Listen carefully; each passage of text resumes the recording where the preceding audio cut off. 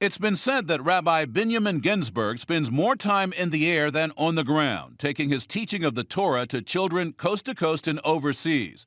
But he lost faith in his frequent flyer club when Northwest Airlines dumped him from its rewards program. Why? Because the airline said he complained too much. I was sitting with my wife in the car, and we both started laughing, thinking it was a prank. Turns out Northwest was serious. They said he was abusing the program to get extra perks. He says his complaints were all on the up and up. It wasn't the nature that the peanuts were too salty or they served Pepsi products versus Coke products. You know, they were legitimate concerns, and they were expressed in a very, very polite and cordial way.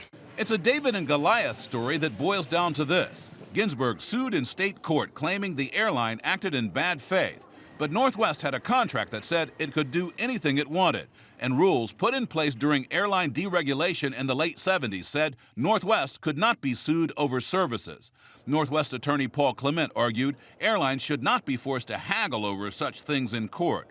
The reason is you can't run a national, let alone an international airline if every one of your judgments about taking an unruly passenger off or taking out an abusive customer is going to be second-guessed by a jury.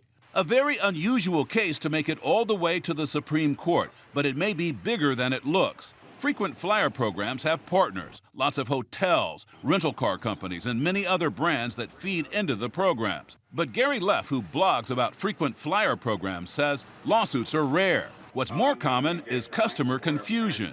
I think the biggest drawback comes from misperception of exactly what's being offered by the programs, where the programs themselves, frequent flyer programs, have become very complicated. Might be a tough case, too. The members of the court appeared split over it. A ruling is expected by the spring.